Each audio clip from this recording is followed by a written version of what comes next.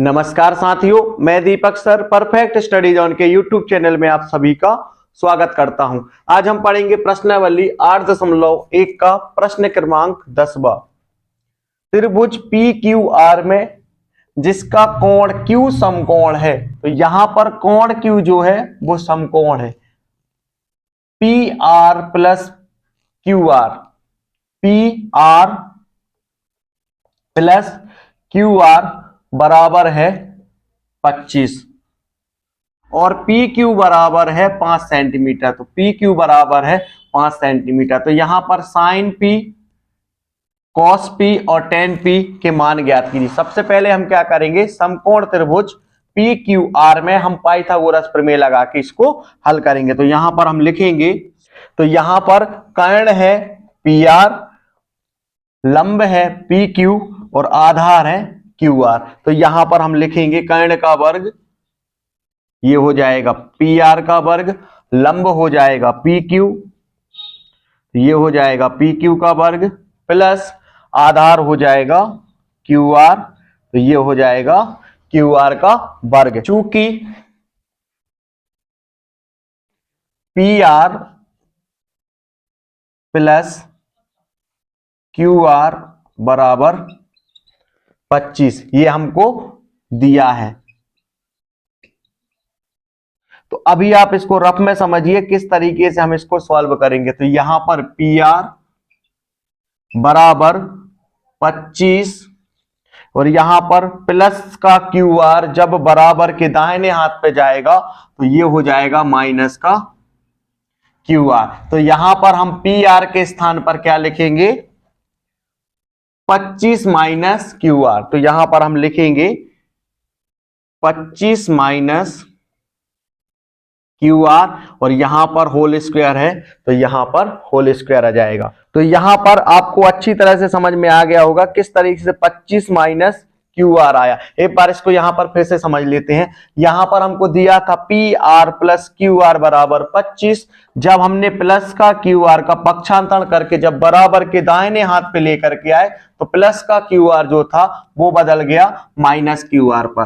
तो इस तरीके से यहां पर पी आर का मान हमको प्राप्त हो गया 25 माइनस क्यू आर और यहां पर होल स्क्वायर है तो यहां पर भी होल स्क्वायर आ जाएगा। इसके बाद बराबर है तो यहां पर बराबर, यहां पर पी क्यू का जो मान है वो दिया गया है 5। तो यहां पर पी क्यू के स्थान पर हम लिखेंगे 5।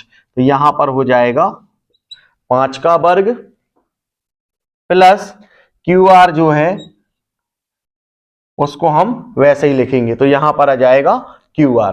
तो यहां पर देखिए ये हो जाएगा a माइनस बी का होल स्क्वायर की सर्वसमीका। तो यहां पर रफ में समझिए किस तरीके से हम इसको हल करेंगे। तो a माइनस बी का होल स्क्वायर होता है a का वर्ग माइनस 2ab प्लस b का वर्ग। ये वाली सर्वसमीका का हम यहां पर यूज करेंगे। तो यहां पर a बराबर हो जाएगा 25 और b बराबर हो जाएगा क्यू आर।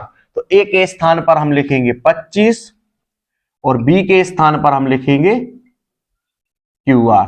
तो यहां पर देखिए a का वर्ग मतलब हो जाएगा 25 का वर्ग, इसके बाद माइनस है तो माइनस यहां पर 2 तो यहां पर 2 लिखेंगे, इसके बाद इनटू तो यहां पर इनटू, a के स्थान पर हम लिखेंगे 25 और b के स्थान पर हम लिखेंगे क्यू आर और प्लस हो जाएगा b का वर्ग।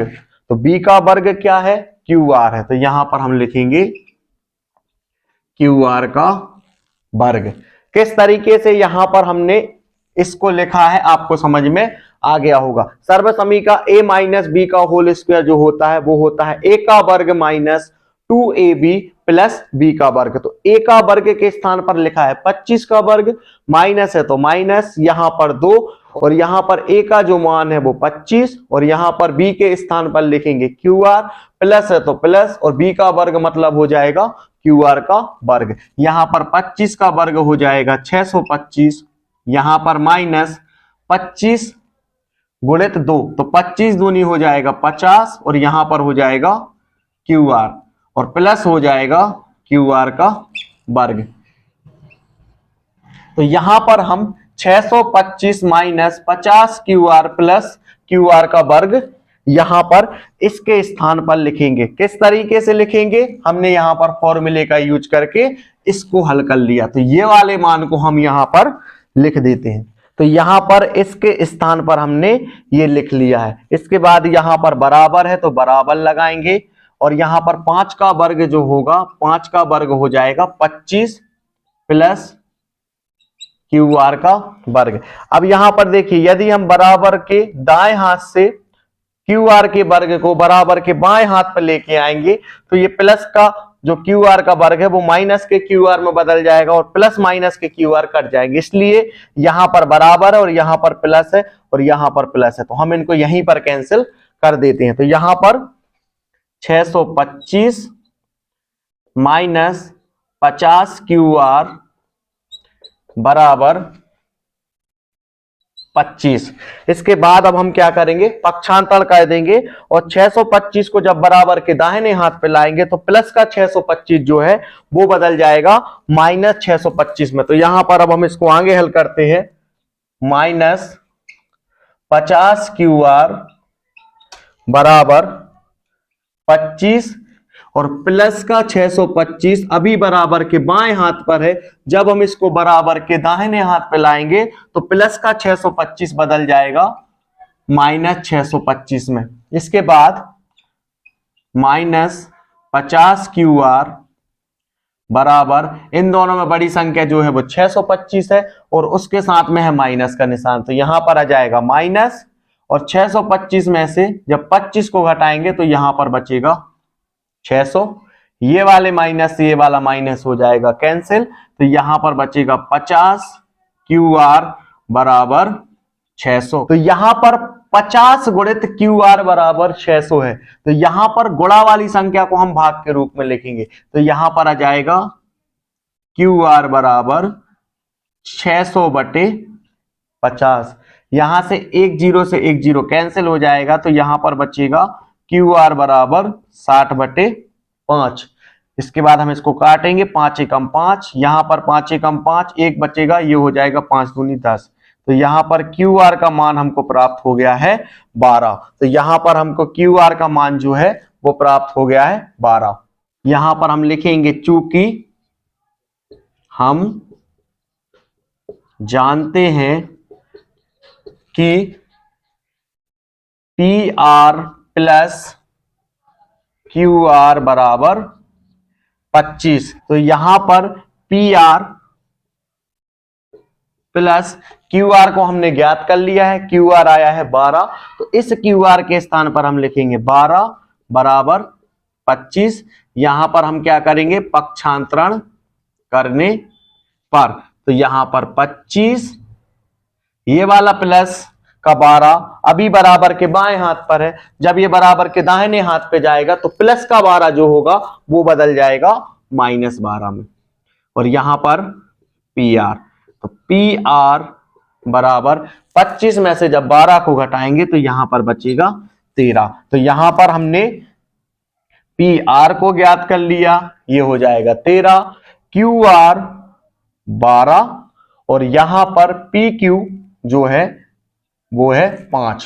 तो अभी आपको क्या करना है, वीडियो को रोक करके आप यहां तक आप नोट्स कंप्लीट कर लीजिए। इसके बाद हम क्या करेंगे, साइन पी, कॉस पी और टेन पी के मान को ज्ञात करेंगे। तो यहां पर हम साइन पी और कॉस पी और टेन पी, यानी यहां पर बिंदु पी पर हम थीटा बनाएंगे। तो यहां पर बनाएंगे बिंदु पी पर थीटा, तो थीटा के सामने होता है लंब और समकोण के सामने होता है कर्ण और फिर ये हो जाएगा इस स्थिति में आधार। तो यहां पर देखिए साइन पी, तो यहां पर हम लाल बटे कक्का से साइन, कॉस और टेन के अनुपात को हम निकाल लेते हैं। तो यहां पर साइन का अनुपात हो जाएगा लंब बटे कर्ण, तो यहां पर हम लिखेंगे लंब बटे कर्ण। तो यहां पर लंब क्या है, तो क्यू आर जो है वो लंब है, बटे कर्ण क्या है, तो कर्ण है पी आर, तो क्यू आर बटे हो जाएगा पी आर।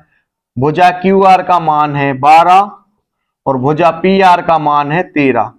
तो यहां पर साइन पी का मान निकल आया 12/13। इसी तरीके से हम क्या करेंगे, cos p का मान ज्ञात करेंगे। तो यहां पर हम लिखेंगे cos p sin cos यानी आधार बटे कर्ण। तो यहां पर लिखेंगे आधार बटे कर्ण।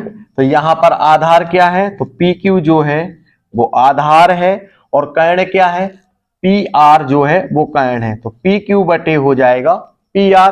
पी क्यू है 5 और पी आर है 13। तो यहां पर हमने cos p का मान ज्ञात कर लिया 5/13। इसी तरीके से हम tan p को ज्ञात करेंगे। sin cos tan, tan का होता है लंब बटे आधार। लंब जो है वो है क्यू आर बटे आधार जो है वो है पी क्यू। तो क्यू आर जो है वो है 12 और पी क्यू जो है वो है 5। तो इस तरीके से ये वाला सवाल जो है वो हल हो चुका है। आपको क्या करना है, वीडियो को रोक करके अच्छी तरह से नोट्स कंप्लीट करते जाइए। यदि वीडियो पसंद आया हो तो वीडियो को लाइक, चैनल को सब्सक्राइब और शेयर करना ना भूलें।